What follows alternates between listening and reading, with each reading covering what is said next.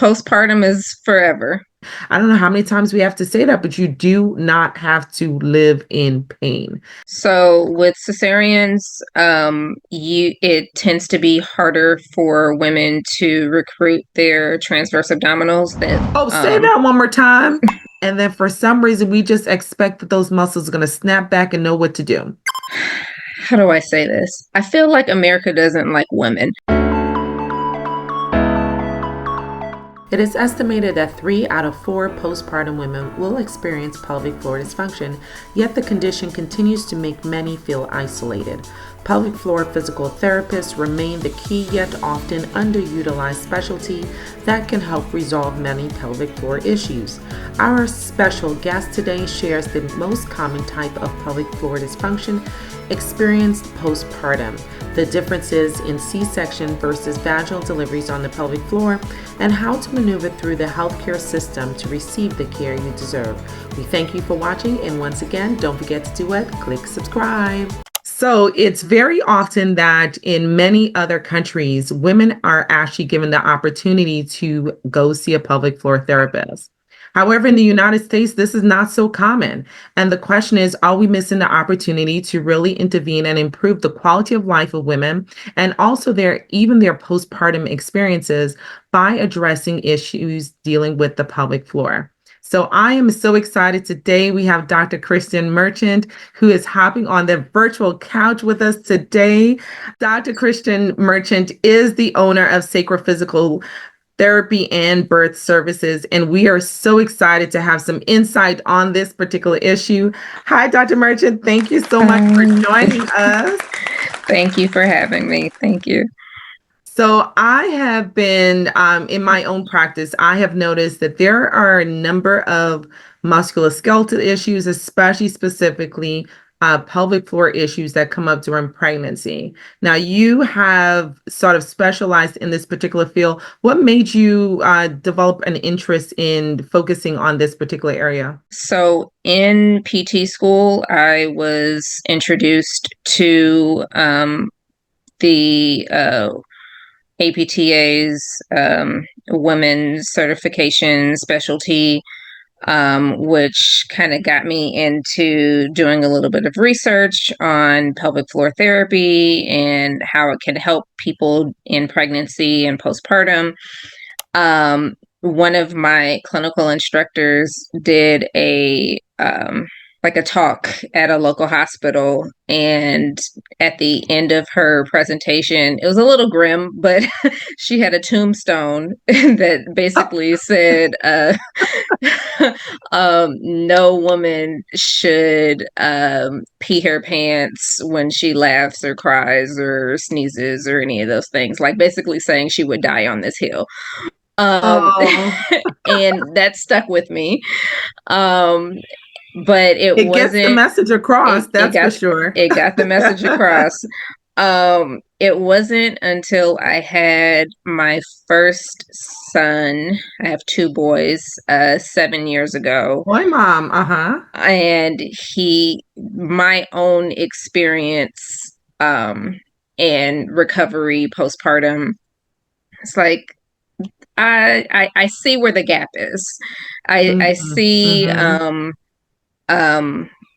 that there are a lot of people who aren't getting the knowledge and aren't getting the care and aren't getting the information that they need for their own recoveries. Being that pregnancy is this natural thing and people do it multiple everyone's Right. having babies all day long throughout the country, throughout the world. But it's just like you're meant to have this baby and go home and go and figure it out. Figure it out on your own. And because in PT school, I knew that there was this area of focus.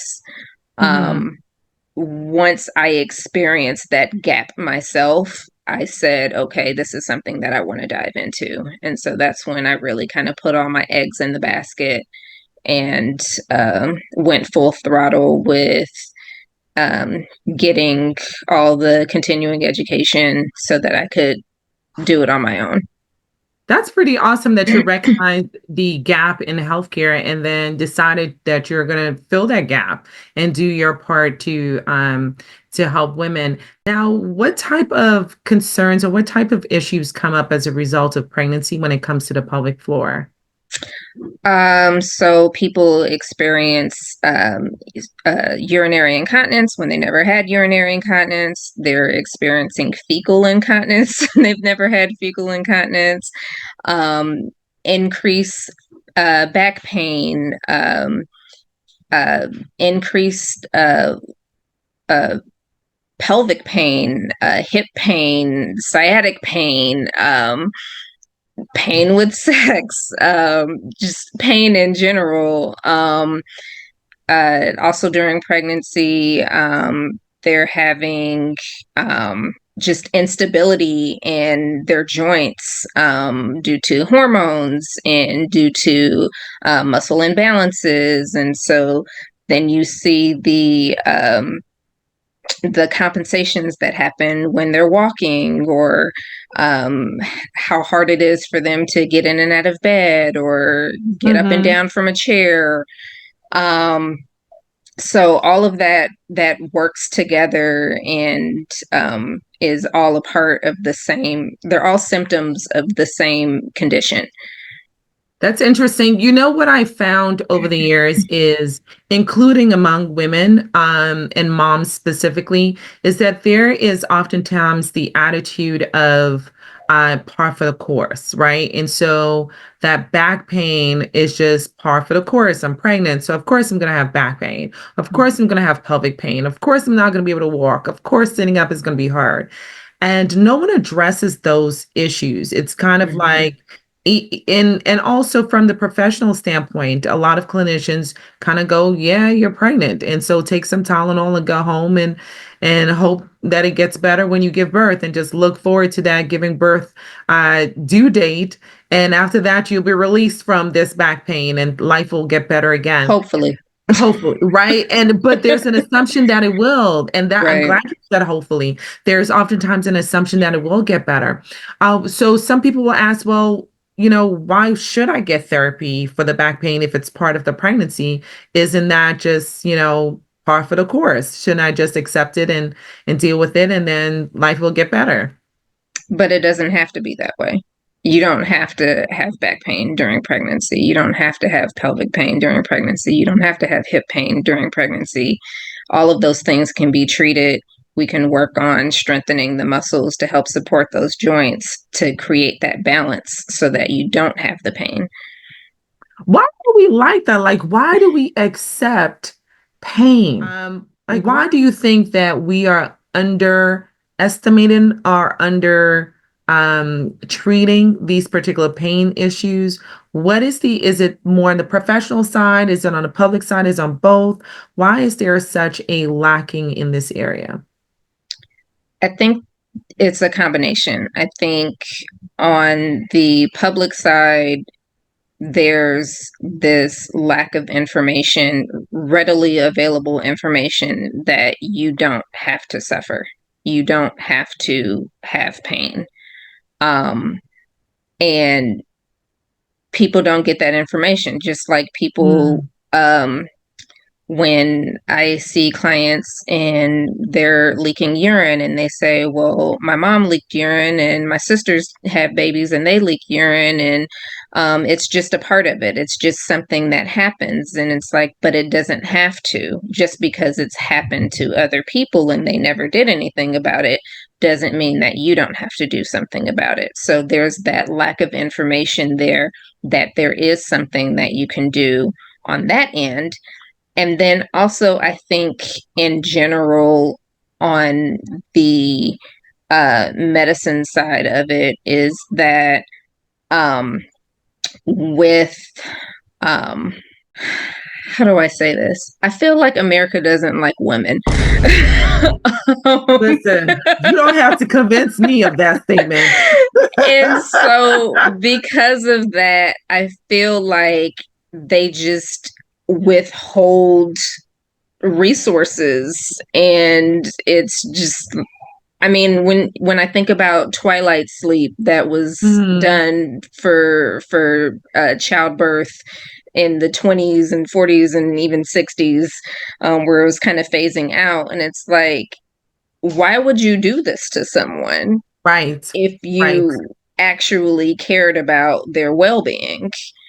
I just feel like there's this lack of giving of the information Hmm. because I mean, gynecology is based on the backs of experimentation on Black women. So Hmm. it's kind of like, yes, I'm grateful that we have this information, but also the way that they went about it,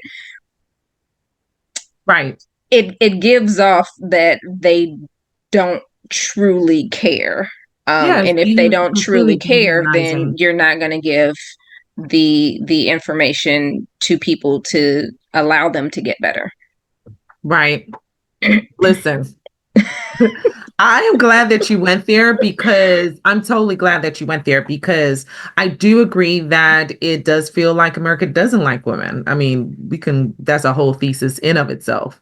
But especially since there have been, and specific to women of color, there have been multiple studies when it comes to our community in just being overlooked when it comes to pain management, from the studies that look at the pain management of even children with fractures and appendectomies, going upwards to how women of color treated with pain medication during labor. And it's just, to the cancer patients and how cancer patients are treated in terms of pain management. I think as a whole, we don't do well with pain management. And we are lacking in the research in that area with really understanding and how to, even though we have a whole specialty, I think we're still lacking in our understanding of pain and how best to manage pain. But even just Mhm. the empathy is lacking, right? And the desire to search for options for patients to be able to manage their pain symptoms. And so often when I see women in the office and their faces light up when I say, well, let's consider going to a physical therapist to see if there is something else we can do, or to get their insight on how we can best manage your condition. They look at me like, oh, we can address this now? You want to address this now? It's like, why not? So I look forward to the day where we can change the expectation of women also, so that Yes. women can advocate more for themselves and say, hey, can I ask for a physical therapist? Because these services are offered in other countries, right? What's your insight in what other countries are doing and how they approach the pelvic floor when it comes to childbirth? Right. So I'm not sure about during pregnancy, but I do know that postpartum in Europe, pelvic floor physical therapy is like an automatic. You get cleared, you go to pelvic floor physical therapy. Um, and I've had clients who are natives of France or um, the UK, and Hmm. they say this, like, if I was at home, this would have been automatic, but I had to beg my doctor to give me a prescription for this. And there's, studies out there that Wow. show that um, pelvic floor physical therapy, specifically, they worded pelvic floor muscle training, Mm. Mhm. helps with stress urinary incontinence. It helps with pelvic organ prolapse. It helps with um, diastasis recti. There are all of these different conditions that can um, be derived from a pregnancy, that there's the research out there that shows that pelvic floor therapy can help address and um, heal those issues. And how effective is it? Because oftentimes, one of the challenges with something, with any type of therapy that requires exercise and Mm-hmm. and strength training, the commitment, right, is the Right. outcome is linked to the commitment. So, how effective are these therapies when it comes to addressing some of these conditions? And how does someone stick with the program so that they can Right. get the outcome they're looking for? There was a study that was basically comparing um, women. So they're a control group. They just got the pelvic floor exercises and then they had to do Mm-hmm. them themselves for 6 weeks. And then there's the exercise group that actually came in person and worked with a therapist in class. And they had one singular therapist who did the baseline measurement of pelvic floor strength and then also did the follow up measurements of strengths to make sure that um, the there was no change in um, the readings, since it Mm-hmm. is kind of biased from person to person Right. who does your assessment. Right. And so what they saw was, one, it was a small sample size. It was like 40 Mhm. something people Okay. in Okay. total.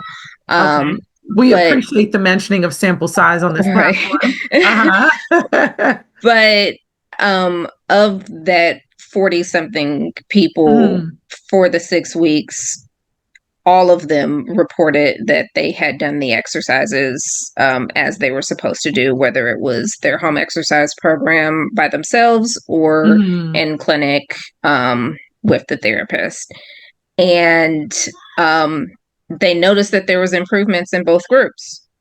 But the group that had the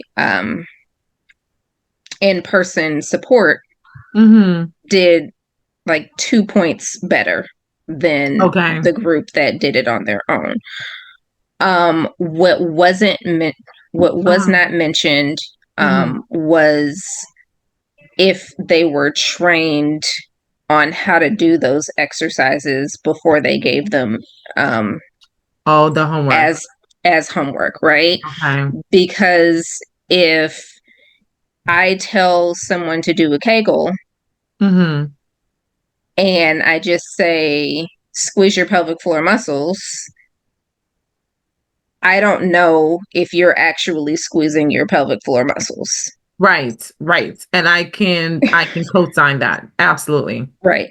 Mhm. So who's to say that they got some instruction with that and that they were able to do it appropriately, which is why the point difference wasn't that great in between the two.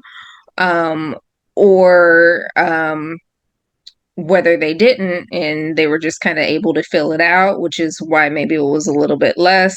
Mhm. Um, but there is that that correlation that participating with the exercises does help. Mhm. It does Yeah. work. That is encouraging for women who may feel that they don't have the time to go into the office.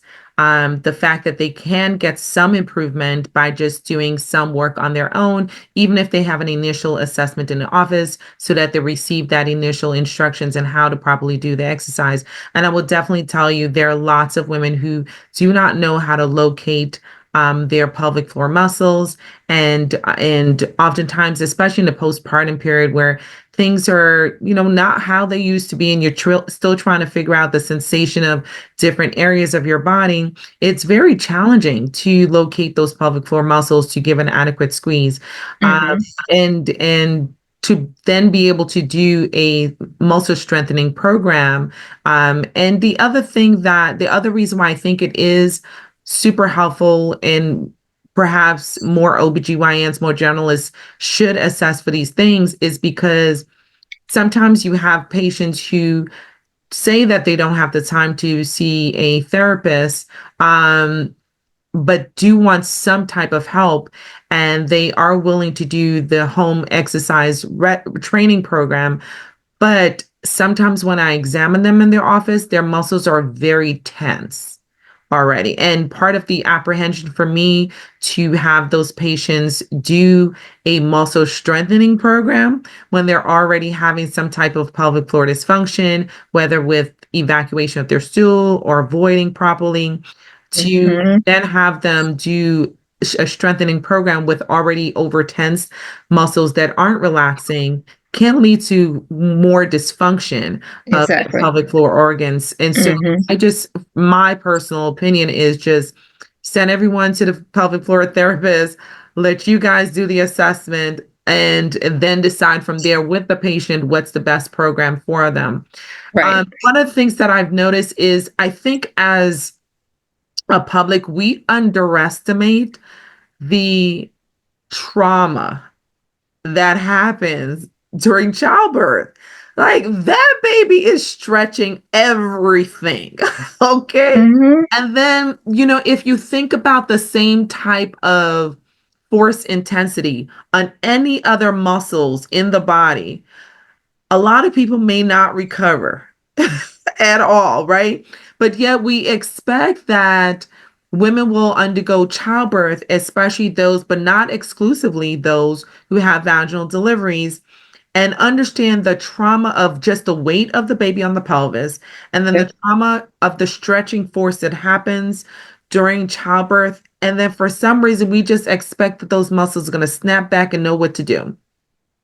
And it's the mindset of that that I think is part of our block in really, but maybe it goes back to what you were saying in terms of our underestimation and undervaluing of women and women's bodies, and especially what women go through during childbirth. Um, Mm-hmm. One of the things I do like that caught my interest is your personal model, your personal business model, and how you make yourself available to your clients.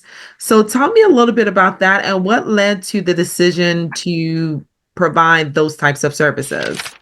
Right. So I provide mobile services. So I come to the client. They can be 2 weeks postpartum, they can be 4 weeks postpartum, they can be 7 months postpartum, they can be pregnant. um, and I will come to their home, bring everything in tow, table, equipment, um, exercise equipment, etc. And I provide therapy in the home.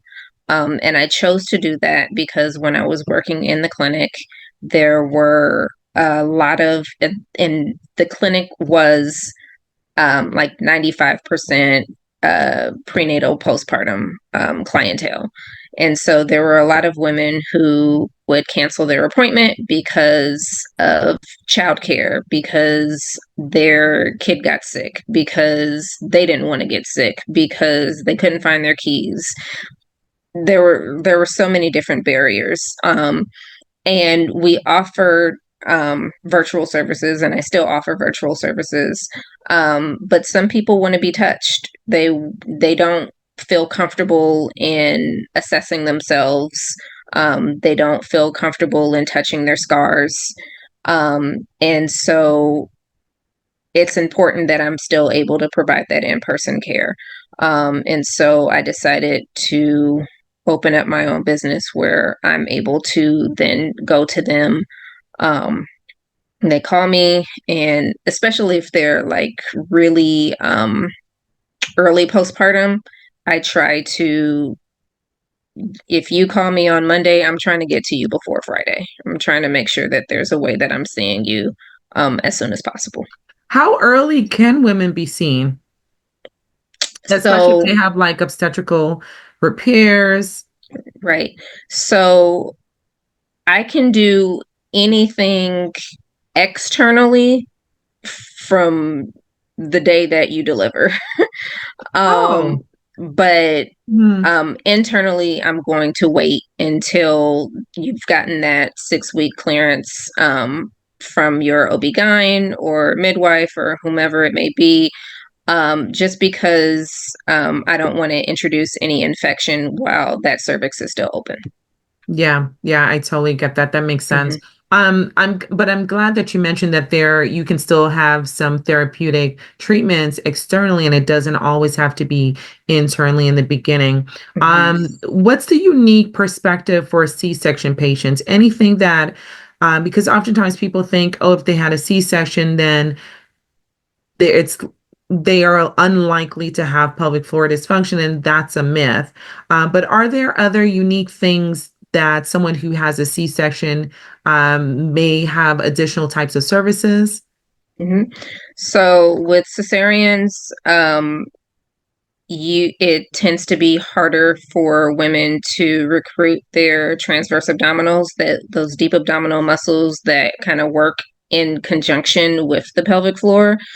And so it's harder to recruit those, which means it's harder to recruit the pelvic floor, which means it's harder to kind of get your core back into harmony.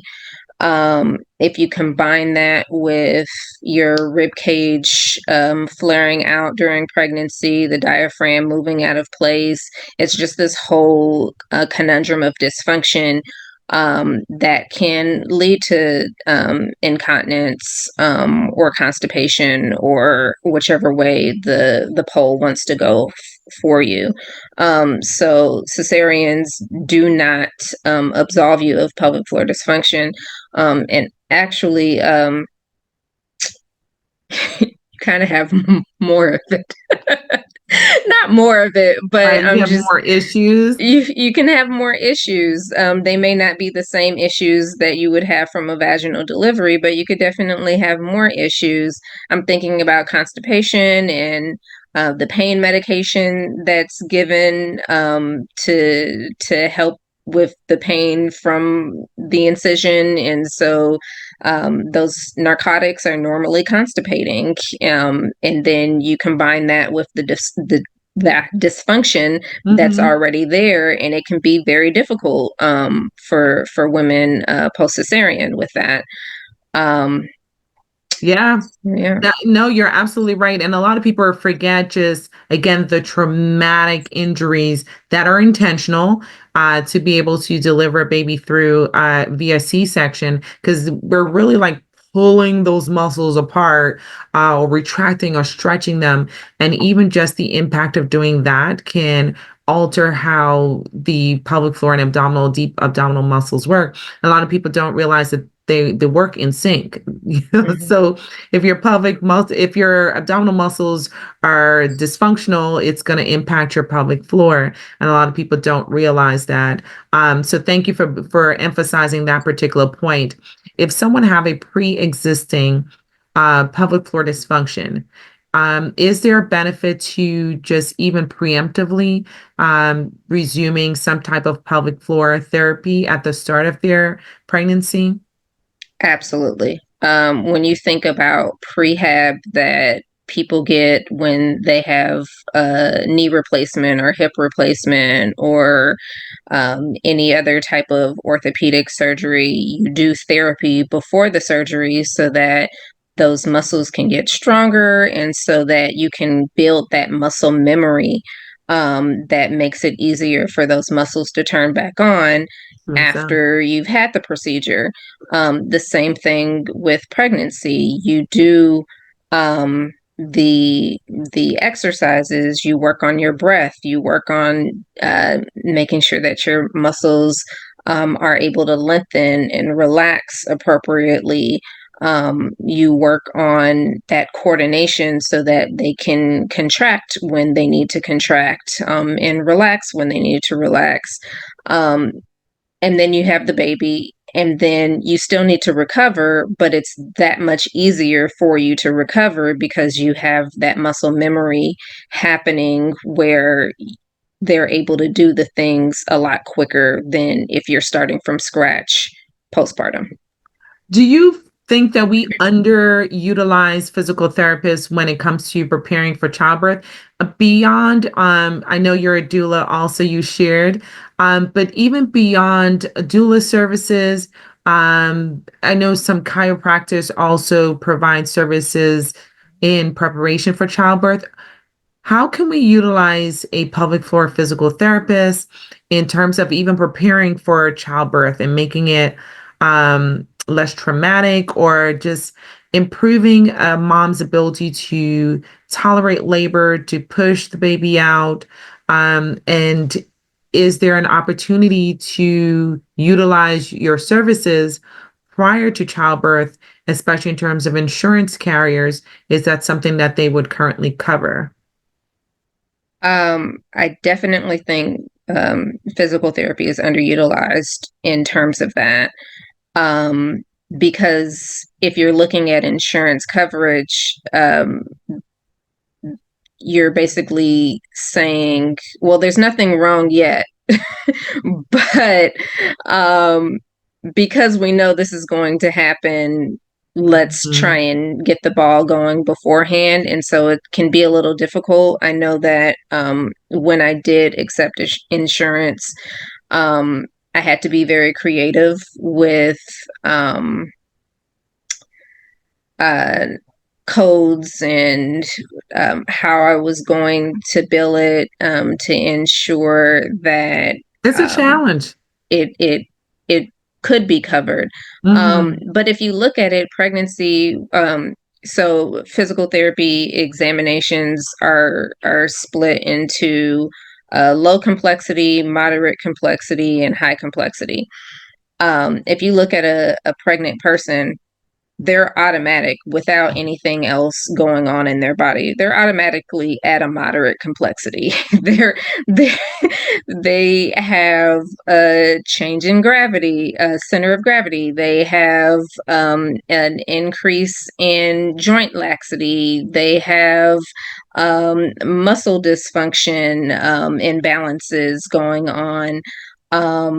They have hormone imbalances. Like they're already at a moderate complexity if you're looking at the whole patient before you add on. They have sciatic pain, they have hip pain, they have incontinence, and but then if you add those on, then now they're at a high complexity. So it's not hard to do as far as justification, but because there's nothing written into the codes that say treating pregnancy specifically from a physical therapist perspective, you have to pull in all of those other pieces in order to complete the picture for insurance. Well, we're gonna have to change that. That's for sure. Yeah. Because it's just, and it's one of the things that the public complains about, the fact that we don't look at medicine from a preventive perspective. Right. It's only from the treatment perspective. And it's the Achilles heel, no pun intended, when it comes to medicine, when it comes to conditions that are so treatable, that we're always waiting for something to happen. And in some Right. cases, it has to be severe before you get it approved to be treated. One of the things I wanted to also touch on is moving forward. How there, you mentioned also the incontinence portion of it. And Mhm. one of the challenges that I've encountered are just the shame aspect of it. How do you address the shame, especially when it comes to things like fecal incontinence? I think urinary incontinence, we started to talk about it a little bit more. And Mhm. so I think we're getting a little bit better, but still have some, some issues when it comes to shame with urinary incontinence. But fecal incontinence, I think it's a unique birth. Yeah. So how do you get patients to even share that with you?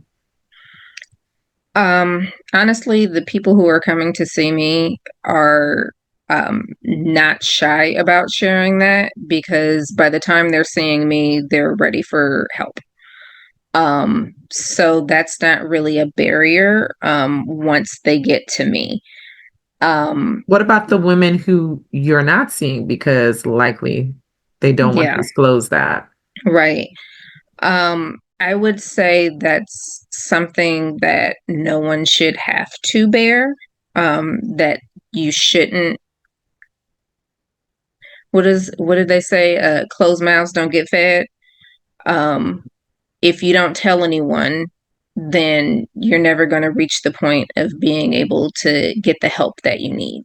That's so Um, true. and Hmm. if you don't, no one wants to experience fecal incontinence at any point for any reason. And so, um, just having that bravery to be able to mention it to your provider, um, California is a direct access state for physical therapy. You can reach out to a pelvic floor therapist directly. Oh, say Um, that one more time, because I think that's something people need to know. No, it's true yeah. because oftentimes, you're approachable. They'll be comfortable with you, but Hmm. sometimes they're not comfortable with their provider or their Right. primary care provider, for various reasons. Hmm. So I think people need to know that point. Can Yeah. you share one more time? Yeah. So California, the law is that you can see a physical therapist without a prescription from your physician um, for 45 days without a prescription. And Fantastic. then after that 45 days, if you want to continue care with your insurance, then you would need a accompanying uh, physician referral. But if you're not using insurance, you don't need that. You can keep it private if you Hmm. want. I love that. I love that you brought that up. One of the things that happens, I think, when people come to you, when women come into the office and they've had a baby like maybe a year ago or 6 months ago, and they're coming in with aches in the pelvic floor or aches in the pelvis itself. And oftentimes we're not thinking about pregnancy as part of our differential possibilities in terms of underlying diagnosis. Um, can you enlighten us on how long do these pregnancy changes actually last in the body? For postpartum? Oh man. How long are these joints loose? How long can we blame things on? Because listen, I have women who are blaming things on their 45-year-old kids. So, In their defense, postpartum is forever. You are postpartum for life. In their defense, but wait, why do you say that though? How do you justify that postpartum is forever? because your body is going through changes and it's never going to go back to exactly what it was before. So you're never going to be the exact same person that you were physically pre-pregnancy. Um, that doesn't mean that's not a bad thing. You can do things with your body. You can become stronger. You can work with what you have.